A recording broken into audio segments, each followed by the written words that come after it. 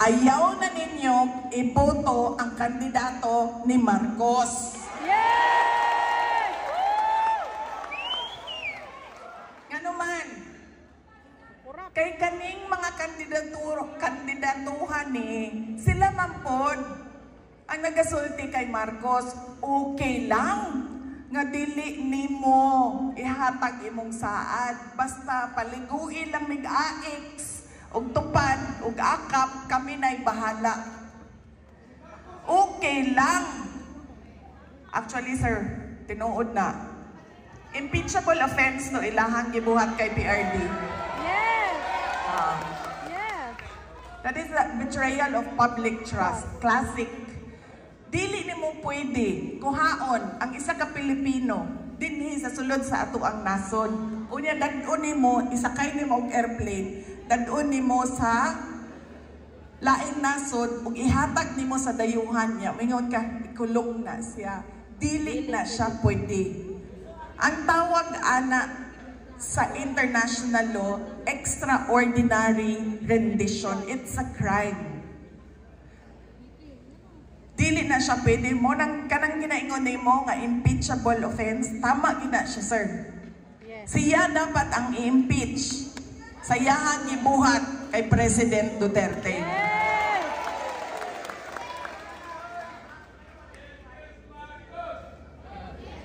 Ma'am, unsaon pag naay mo file, naami articles of impeachment, so good pa sa sugar order number 1. Naami.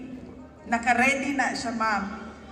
Pero ma'am, grabe kaayo bayaray dito sa sulod sa House of Representatives. Milyon-milyon ang ginaistoryahan dito para muhilom ang mga congressman. Ngano man, kaning mga kandidatuhan ni Marcos, sila man nagsulti. Okay na. Ayaw na nang ihatag ang 20 pesos per kilo. Ayaw na nang saan nimo. Paliguin lang may akap-aix. Okay na mi. Kami na'y bahala o pagpahumot nimo. Okay ra na imuhang pagdruga din ha. Gadugo-dugo na imuhang. Inuipan! Dugo-dugo na ang ipon ug ang lagos. Okay ra na imong pagdruga din ha. Maminaw gyapon mi sa imo tanan. Maglingkod mi diri basta baligo lang mis kwarta. Sila pod ang nagsulti. Sila pod ang nagasulti kay President Marcos nga okay lang nga bubuhat ka og mali. Basta maligo mi sa kwarta. Mao nang ayaw na ninyong iboto. Kung nipili na mo dinhi sa pundok na ni Team Duterte, ang listahan, dadaanan ninyo inyong listahan.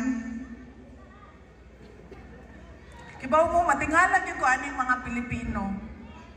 Ngano, pag-exam, bawal ang kodigo. Magdaladalag kodigo. Panahon sa boto, makalimtan pirmi ang kodigo.